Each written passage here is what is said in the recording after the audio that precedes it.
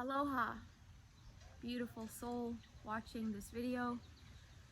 Thank you for being here. Thanks for clicking. I'm not sure how long you'll stay with me, as this video is not going to be one of those quick, like, type of videos I'm not here to try to keep your attention. I'm here to simply share my experience of my most recent Vipassana experience. My most recent 10-day Vipassana experience. This was the sixth 10-day course that I have done in my life. I did my first 10-day course, I think, in 2012 in Kelseyville in California. It is a very powerful, deep, surgical operation. So coming out of it and getting this voice back, actually speaking again, is a really interesting experience, and it can be quite intense, truthfully. For me, the day 10 of the course is sometimes the hardest day, because it's the day that we break silence. And truthfully, for me, one of the things that I absolutely love about this Vipassana, actually going to a course, a 10-day, is the silence. Because within the silence, I can hear everything. There is so much to be felt, to be heard, to receive within silence. And so I have to work on this part, like this part of me not craving for the silence again, and not having aversion towards this experience of speaking and in general being a form, being a human. There's a reason why I'm still here in this vessel. It's because clearly life wants me to be. But truthfully, my experience with Vipassana sometimes goes so deep that I no longer even kind of remember the form, because I don't see form anymore. I don't feel a form anymore. I only feel energy, and I feel one energy, and it is infinite. And so for me, it's a beautiful moment to be here right now and to simply accept this moment as it is, without having craving or aversion, and simply accepting the fact that I still have this form and this vessel, and I'm still supposed to play this character Amanda, even though I know that she's very, very impermanent, and it's not my true source, it's not my true self. This is just a short little speck of who I am, if you compare it to that which I have been sitting in the last 10 days. So because this is my sixth course, I've already moved through a lot. And in the previous courses, and because I've also had near-death experience where I so obviously saw my eternal nature and who I am. However, it's always different. It's always new. And I'm always a different person when I go into the course. And so this course was different in the sense that I was coming from living here in this place. Where am I? I'm in Hawaii. I'm on the big island of Hawaii, and I'm in Puna. I'm in Pahoa. And what have I been doing? What was I doing before I went into the course? I was doing a lot of dancing. I was doing a lot of social gatherings. I was doing a lot of human connections. I was drinking, truthfully, a lot of cacao, stimulating cacao. I have a car. I can go anywhere I want, whenever I want. I can be at a place, and when I no longer like being there, I can go somewhere else. And then when I don't like being there, I can go somewhere else. And when I'm wanting something, whether it's a sweet fruit or a drink or a nap or even like socializing and connecting to a human, I can do it. So I'm always kind of staying in a very comfortable place, not ever really having to sit with discomfort if I don't want to, and if I'm, it's easy for me to be in bliss here, basically, is what I'm trying to say. Because first off, there's like a lot of song circles, there's a lot of different activities that are very much about, whether it's chanting mantras of love, singing songs of love, or socializing with humans. Like, it's a very surface level, like up here type of thing. We're not going always to the root and looking at the actual root cause and what's underlying all of it, because that's what I like about Vipassana, is that we get still enough to recognize what is actually underneath it all. And oftentimes there is, when we go to the root, when we look at the root, we get to see the root cause of suffering.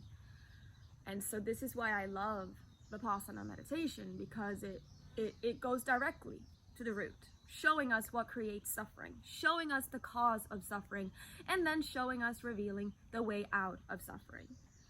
Because one thing that is inherent being here as a human form is that there is suffering. There is dukkha. Dukkha is suffering in Pali language. And why is there suffering? Why? Why do we suffer as humans? This becomes very apparent in the Vipassana practice. It's because there is a sensation that is arising. And when the sensation arises, instead of just witnessing it, letting it come up, letting it be, and then letting it pass away, there is instead a reaction to it. And it's either a reaction of aversion or a reaction of craving. Because if it's a pleasant sensation, the reaction will most likely be craving. Oh, wow, so pleasant. Oh, I want more of this. Oh, I want this. I'm going to cling to this. I'm going to attach to this. I want more of this. And why is craving and why is a blissful, pleasurable sensation also suffering? Because it creates attachments, clinging, and craving. And then, because the truth of the matter is that nothing pertaining to this body is permanent. Nothing. So then, because it's not eternal, when that blissful, pleasurable, fun sensation, whatever, goes away, when it changes, and we're now in another moment, there might be suffering, because now we are craving for that blissful sensation that is no longer here. So we're not actually present here. We're craving and wanting something that is not here to be here. This is misery, because this is not being with the truth. The truth and what's real is whatever is arising in this moment. And this is why I love Vipassana meditation, because it helps me to be with what is real and what is true right now. Because what's real and true right now is not the mind and its stories and its thoughts and its cravings and aversions and the past and the future. What's real is the arising, the feeling, sense, sensation. And what's also very real and actually happening right now in this present moment is the breath is flowing in and out through my nostrils. And I can feel my breath flowing in and out through my nostrils. I can feel it in this area below the nostrils, above the upper lip. This is something that is real and actually happening in this now moment. What I love about Vipassana meditation is it anchors me into the present moment. It's an anchor. Being aware of breath and being aware of bodily sensations without reacting to them, being aware of body sensations with equanimity, is a great way to be anchored here and now. And it takes practice. It takes practice to strengthen our equanimity and our awareness. And this is why gifting yourself, the fact that I've gifted myself this experience of 10 days in silence to deeply develop in the practice, is a blessing I can't even say in words. I can't express to you how deeply fortunate I feel to have somehow, had this seed and felt this calling in this lifetime towards this path of Dhamma. Dhamma, D-H-A-M-M-A. Dhamma means nature. The path of nature, the laws of nature. Because what this practice is revealing to me is the law of nature. It reveals that in the moment that I'm having aversion, in the moment that I'm craving, I am punished right then and there. My misery starts right then and there, and it gets multiplied. So how to come out of suffering is to stay with whatever is present right now, right here. Even if it's an unpleasant sensation, this sensation, you know, I sometimes have a lot of unpleasant sensations of tension because of the mental patterns that are being played out in my mind that create tension, the habits of thought that create tension in this body. I've become very aware of them. It is habits of thoughts that are creating worry, anxiety, or things like that, mostly like worry or something like doubt of some sort. They create knots in the body that feel, I sometimes have felt it a lot in my chest, kind of like a sensation of pressure. But for me to constantly want to escape this, to crave for something else, and to have aversion towards this sensation is actually basically me having aversion towards being with the truth. I feel deeply committed to the truth. Above all else, this is what I desire. If everything in my life falls apart, goes away, all humans, all like financial thing, everything, if I'm sitting in truth, I am fulfilled. I am deeply, deeply nourished.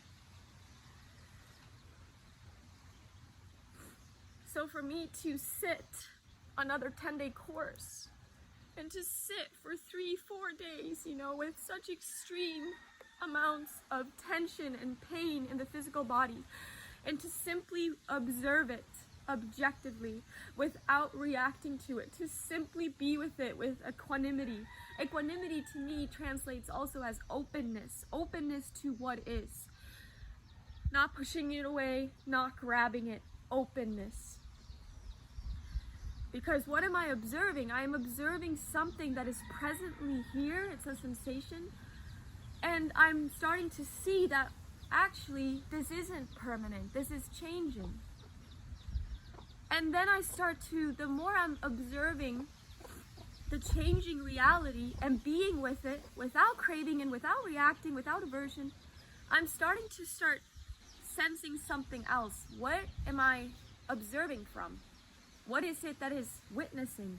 What is this equanimity and awareness? It can also be said that it's loving awareness. Ram Dass says, I am loving awareness. So basically what happens is I start to sense and see, holy Christ, I am the eternal witnessing space of the changing. I am the life force energy that never dies, that temporarily is inhabiting this form, which makes it possible for me to even move my hands right now. This life force energy that so effortlessly wants to just flow through this form and express while it's here. So one of my takeaways from this Vipassana course is to honor who I truly, genuinely, authentically am. And that means to truly, authentically, genuinely, without a filter, let this vessel express, not block the genuine life force that wants to express through it. Not have aversion towards how life wants to move me. There were times in this Vipassana course when I was sitting also with, I wasn't just sitting with pain and tension. The first few days I did because I was also bleeding. I was on my flow and I was having my blood flow between my legs while I also had to sit still like a Shiva. masculine presence for over 6 hours every day like this, it was hard to do that when I'm bleeding, because when I'm bleeding, usually I like to be in my feminine flow, and I like to be pampered. I like to have my feet squeezed. I like to lay down, and my body's more tender, but I had to be in this masculine way, and it was very challenging for me. It brought up a lot, but it was also very rewarding, of course, because what I've come to see with these Vipassana courses is it's usually the hardest thing that I've ever done in my life, and it's going against the habit pattern of my mind, which is the habit pattern is to react, to crave or have aversion. And so one thing that I noticed is that I really genuinely want to simply honor this life. And to me, being genuine and being truly authentic is being in equanimity and awareness. So if I cannot be equanimous and aware when I am relating or when I am engaging in very pleasurable experiences, one of the examples could be eating a delicious cake or having a delicious drink. Another example, which is very real, is sex and relating with people that I'm attracted to. If I cannot do that from a place of equanimity and awareness, then I do not want to relate. I would rather be on my own, connecting to my breath and my body sensations and getting myself back to my center, to my true home and authenticity, which is equanimity and awareness. So something that I had to sit with a lot was a lot of pleasure, a lot of bliss. And to stay present versus start being like, oh my God, this is so nice, give me more, give me more. Instead, wow, pleasurable, very subtle sensations have arisen. Let me just see how long they last, because I recognize this too is changing. This will not last forever. This will also change. So let me just sit here, observe it, and that's it. Not attach to it, not cling to it. Just observe it objectively. Anything that's arising in this field here is an impersonal phenomena. The suffering begins when we make it personal, when we say I, me, mine, when we identify ourself as this changing, very impermanent form. This is what I've come to see. And it becomes quite comical, actually, when we sit long enough in the space beyond mind and matter, to then witness the constant suffering and drama that the form plays out, thinking it needs to sit for several hours just to be free, when really we're always the freedom. We've like always been free, because it's our true nature. However, because we've been so conditioned to identify, we live in a society that wants us to overly focus on the form and get caught up in it and then suffer and then attach to what it looks like, attached to all the things it needs to have in the world, like all these things of the world that it needs to be successful, to be happy, to be satisfied, when really truly we don't need any of those things. That is all an illusion. And so it's an undressing that's happening in Vipassana, a revealing of my true nature. And I had a moment where I had many moments where I broke down in tears and also ecstatic laughter. But one particular moment was the moment where I completely let go of my attachments to any man in this world needing to be there for me in a specific way. And I only felt love. That the only thing I feel for men in my life is love and gratitude for their presence and their beauty and their embodiment. I released all attachment to that something in the world needs to be a specific way for me to be okay. Actually, I only need to be equanimous and aware and be in what's true. I need to be present with what is actually true and real in this moment above all else, and that is what will give me all that I need. I need to see through the illusion of the world. and see that I am the space that is beyond body, that is beyond mind. And then also allow that which I recognize that I truly eternally am to effortlessly flow through my vessel and to express through me. And it's not even personal anymore. It's not me. It's not Amanda. It's not, there's no me, no I, no mine here. This is just a form that's expressing, letting life speak through, like letting the energy flow and express itself. This is what I do when I dance. That's why I love dancing, because somehow it just effortlessly starts flowing in a way where I'm not even the mover. I'm being moved by this energy that I know will continue live on when this form takes its last breath. So Vipassana meditation for me is a very helpful practice, because it's not just putting a band-aid onto to the root cause of my suffering. It's not just putting a temporarily band-aid. Like when we chant mantras, love, love, love, or do certain breath work that's really stimulating, or do surface level practices, it's temporarily giving us a feeling of bliss. But to me, the true feeling of bliss is being at peace, being at ease, and only feeling love in the moment of depth, in the moment of pain, in the moment in the depth of pain and heartbreak or tension. It's being free from the most painful state, but still being present from it. It's being fully there in a moment of pain and saying, yes, I'm here. And there's only peace right now. Even if it might seem like there's a lot of grief and pain and tension, there is peace. To me, this is true happiness. It's when my life and my well-being is not dependent upon me being in a certain state. I don't always need to be in a certain state of bliss. It's being willing to simply be present to whatever is arising in this moment, and to be honest about it, to be truthful about it, to be raw and real about it. Because we don't have to take it so seriously, like, oh my God, I'm so bad, look what's coming up. It's like, no, this is just arising right now and it's passing away. And I know my true source as the perfection of love, as absolute truth, and I cannot die. This is what Vipassana meditation teaches me as well, is that there's no such thing as death. Death is not, there might be a death of this, and if I continue in my life identifying with this, not ever seeing beyond it, I will maybe hold on really tight in the moment of death. I will be like, no, I don't want it, I don't want it.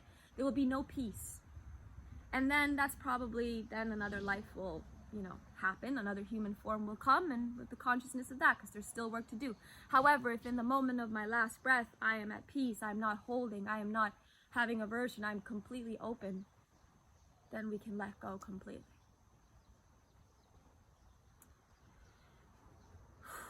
So my practice is to continue moment to moment, being aware of my breath pertaining to my body, being in my own frame, being with the breath that's flowing in and out through my nostrils, feeling the body sensations. Any sensation, it doesn't matter. Not looking for any special sensation, just being with whatever is in the form right now. And relating from that place. Making love and having sex, great sex, from that place. Eating food from that place. All of it. So my experience this time was, truthfully, there's not much to say in some ways, because it's beyond what my words can express. It goes beyond words. It goes beyond what the human form can say. In fact, if you want to know my experience, be silent. Be silent. Let the silence reveal to you what I experienced. In silence, everything is said. And in silence, I can hear everything. And I'm so grateful that I, yet again, have been able to be sitting in a course. And I want anyone who's watching this to know that if you're thinking about it, don't think anymore. Just apply to a course. Dhamma.org. I'll put the link down below. And if you want to connect with me one-on-one about Vipassana meditation, if you have more questions, reach out to me. I'm here and available to support you if there's anything you need or have questions about regarding this practice of Vipassana. So thank you for listening. Thank you for being here. I will turn off this camera now and continue on with my day. For now, my prayer is that all beings will be peaceful. No matter what state is presently here, that we may be at peace with what is, at peace with pain, at peace with pleasure, at peace with it all, not clinging, not attaching, not pushing away or hating, but simply being open to what is. My prayer is that we all get to experience the peace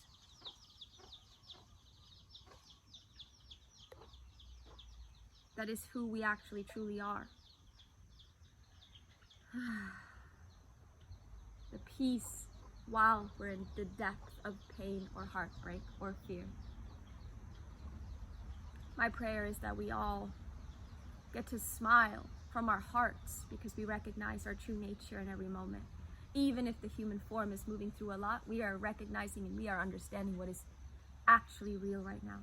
So then we can be deeply honoring of the human experience, not suppressing it, not trying to escape it, not avoiding it, being fully with it, while at the same time also being fully aware of what is real and holding from that place of being in the truth, loving the whole human experience and being with love and presence towards the suffering of the changing, impermanent experience of human.